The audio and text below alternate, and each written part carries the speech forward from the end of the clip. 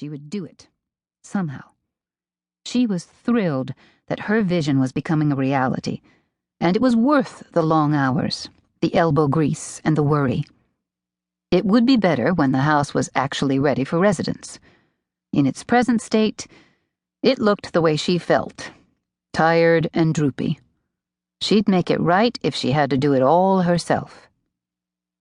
They were down to the last item on the meeting agenda when the door opened and he sauntered in. Sam Diamond needed no introduction, Angela thought with disdain. Everyone knew who he was. She resolved to keep her expression bland as she looked up, wondering why on earth Sam had shown up instead of his mother Molly, the Diamond family representative to the board. Sam turned a slow smile on the group, and Angela clenched her teeth. He was going to be trouble, with a capital T. She'd known it from the first moment he'd sidled up to her at the Butterfly House fundraiser, and had asked in his smooth, deep voice, "Have we met?"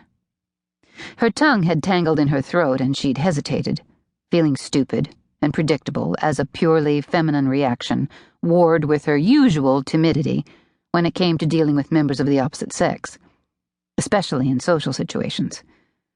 Well, maybe he'd had her at a disadvantage during their first meeting, but she'd kept the upper hand in the end, and she would today, too. She was far more comfortable in a meeting room than at a cocktail party. But she'd have to do it delicately. His family had made Butterfly House possible, and it wouldn't do to bite the hand that was feeding her project. "Mr. Diamond," Charles lifted his head and offered a wide smile. "I'm afraid we started without you." "Started without him?" Angela silently fumed. He was over an hour late and had just walked in as though he had all the time in the world. And Charles Spring, she felt her muscles tense. Old boys' club indeed.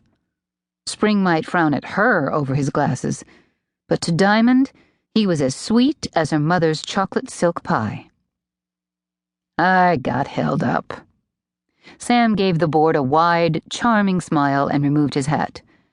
"I hope I didn't inconvenience anyone." "Not at all. There's always time for the Foundation's biggest supporter." Heads around the table nodded. Sam shook Charles's hand and then put his thumbs in his pockets. "I didn't realize I'd be in the company of such lovely ladies," he drawled, popping just the hint of a dimple. Angela swore that she could hear the sighs from 3 of the board members old enough to be Sam's mother. "I would have made a better effort to be here earlier." Angela thought she might be sick from all the flattery stuffing up the room. Where was Molly? Why had Sam come in her stead? "I do hope your mother's okay," Angela said clearly. She took off her reading glasses and put them down on the table.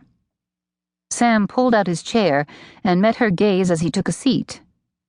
Recognition flared in his eyes for a moment, then cleared, as if they were perfectly polite strangers. "She's fine. Why do you ask?" There was an edge to his voice, and Angela didn't like it.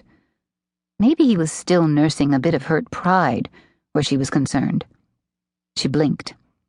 Men like Sam Diamond weren't used to being refused, especially when they bought a lady a drink and told her she was a pretty little thing. She'd simply said, "No, thank you." It was only afterward that she'd realized that she'd given a Diamond, a pillar of the community, his walking papers. It put her in an awkward position. She needed his family's support. She ignored the uneasy glances from the board members and pasted on a cool smile. "Molly hasn't missed a meeting yet. She's been so supportive of the Foundation.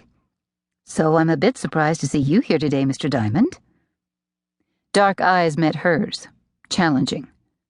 "And you are?" Oh, the nerve. He knew exactly who she was.